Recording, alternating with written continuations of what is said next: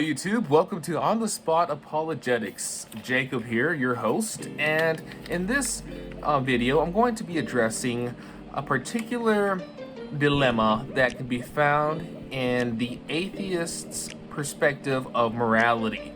Okay, and it's a dilemma that I believe they must be able to answer in order to dictate whether or not morality can be objective. Now, don't get me wrong, I know many atheists do not believe that morality is in any way objective. Many believe it to be subjective, meaning based on personal preferences and ideas, goals, and whatnot. Okay. But there are a few atheists who like to assert that we can come to a common ground understanding of morality as human beings, which I find to be philosophically unsound. It does not hold water when it comes to logic, all right, and reason. So I'm gonna present this dilemma using just a scenario, okay, a common scenario that many of us face. So let's say you're in the parking lot of a grocery store, and as you walk out your door, you see a homeless man. He's already of age, I'd say, and let's say he's just on the sidewalk, and he's not really, asking people for money at this time. However, you know that he needs money, and you so happen to have a spare $20 bill in your pocket, a $20 bill that you don't need to survive at the moment, right? Let's say you have a good job, you're making good money. These $20 you could spare if you wanted to, right? Now, in this dilemma, let me ask you, personally, would you give the homeless man any money? It doesn't have to be $20. It could be, let's say you go into the grocery store and get 10s or get 5s. Would you give the homeless man any money? Okay. And would you give him the 20? Please comment down below, yes or no, and give me your reasoning, okay? This is a good thought experiment because this will show us how diverse our thoughts are when it comes to moral issues, okay? So, me, personally, I would give him money. I would. If I had the money to spare, I would give him the $20 because I recognize that homeless man as a brother. He's not just a stranger, but in Christianity, that homeless man is my brother, okay? We all derive from Adam and Eve, and so I see him as an equal human being, someone equal to me, okay? He has the same rights, he has the same value that I do, even if I have money, even if I have a big house, okay? Because in Christianity, there's grounding for this idea of loving others.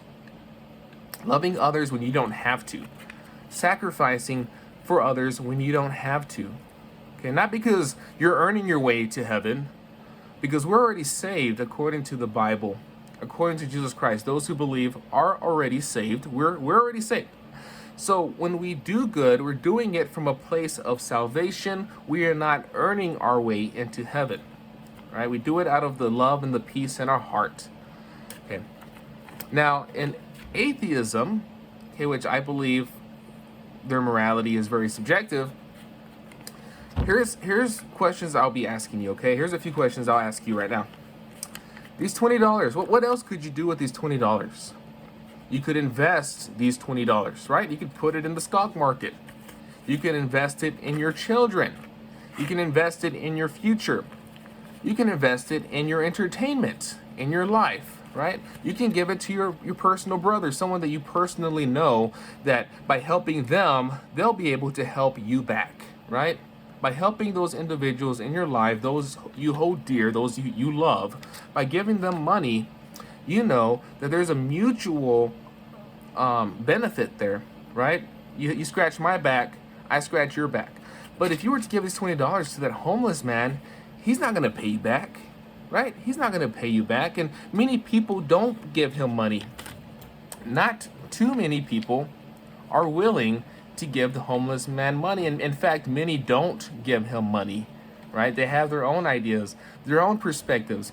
They have their own reasons. They say, well, there's no reason why he's where he's at. There's homeless centers, you might say. There's other people who could give him money. But in a Christian worldview, okay, we're all about giving. It's all about giving, because we know that this world is so finite. We're only here for, in God's perspective, a breath. Our life is like a breath. It comes and goes, right? And once it's gone, it doesn't matter how long it lasted, because it's gone. You take no memories with you. You take nothing with you, right?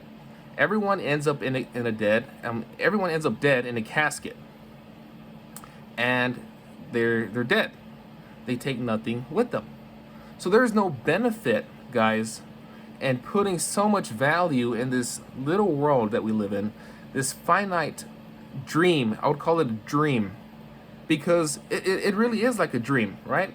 When you dream, some of us have had dreams, or we thought the dream was real. We thought this dream that we were experiencing was reality. Then we woke up and said, hey, that was just a dream. I placed no value on that, right? So when you die, it's like you wake up, or you die to a dream, right? And you don't remember that dream. The dream is absolutely obsolete, no longer affecting you. But in the Bible, right? In the Bible, according to the teachings of Jesus Christ, all of our lives have eternal value. We're all going to live eternally, and we're going to live eternally. I don't want to say we're all going to live eternally, right? Because I'm not entirely sure if we're all going to make it, right? Or if everyone is going to go to hell. I don't know. But according to the Christian perspective, every action we take has eternal value. Every action we do, we take, is going to have an eternal impact. It's going to always affect us. It's always going to affect others around us. Those Christians and people who are going to remember this in the eternity in heaven with Jesus Christ. So every action we take has eternal value. Now, as an atheist, your actions don't have eternal value. The universe will not exist forever. Humanity will not exist forever. One day, if the universe lasts long enough, it'll experience a heat death. A heat death. All the heat in the universe will burn out. We will be left with ashes. The universe will be an ash tray. And if the universe had always existed, like many atheists propose, then the universe would have already been an ashtray, because it only takes a few billion years for the universe to experience a heat death and for entropy to reach a maximal point.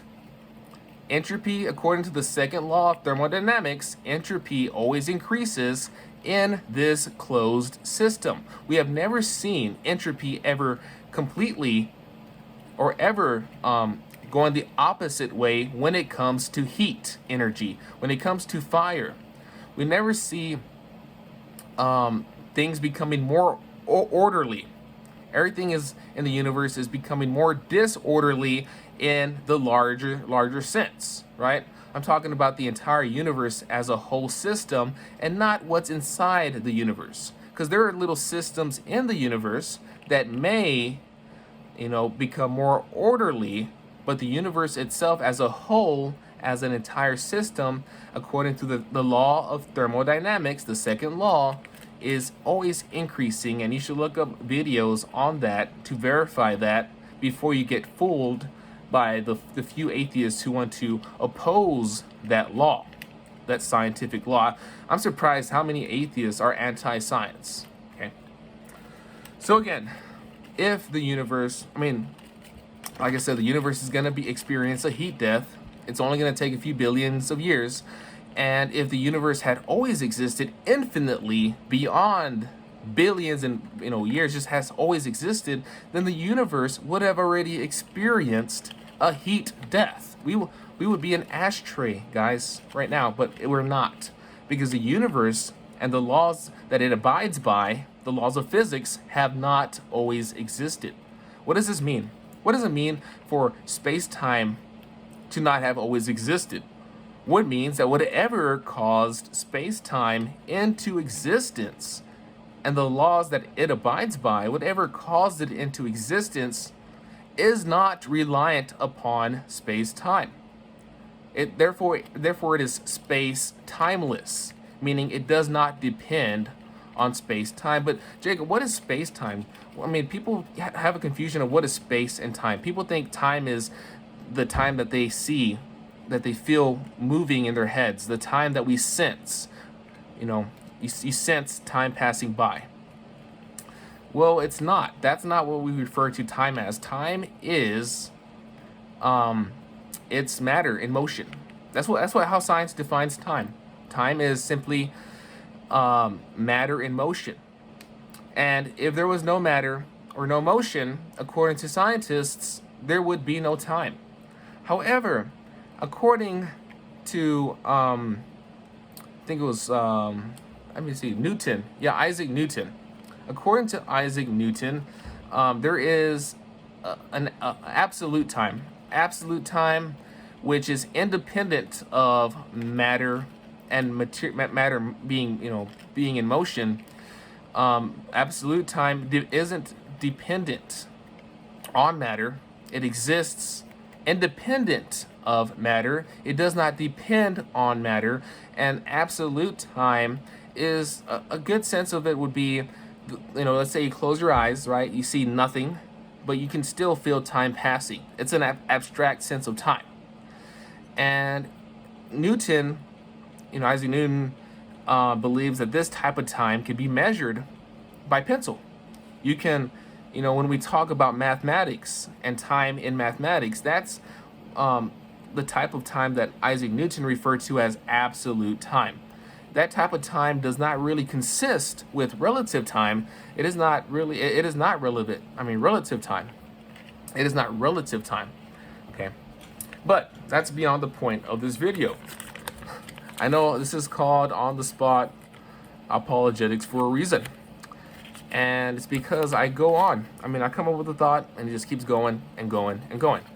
So guys, in the comment section, please tell me, would you give $20 to a homeless man, an old homeless man on the street? Yes or no? Give me your reason. And this will show us why atheists cannot really ever come up with an objective standard and a moral grounds by which we could judge whether morality is good or bad. Right? They don't have a ground, something to ground morality on to determine whether morality is becoming better or worse. Better or worse. There's no grounding, there's no center line for that when it comes to atheism. Therefore, they have no way to enforce or to, subject anyone to any sense of moral obligations and duties. Everything is based on preference, feelings. You may base it on reasoning, right? You might base it on feelings. And, reasoning, there's several reasons, right, why you would or would not give this money to a homeless man. And you wouldn't say either or is, definitely right or wrong. You just can't in an atheist worldview. So guys, you take care. Please subscribe and like if you agree with this video and the content in it. And you have a blessed day.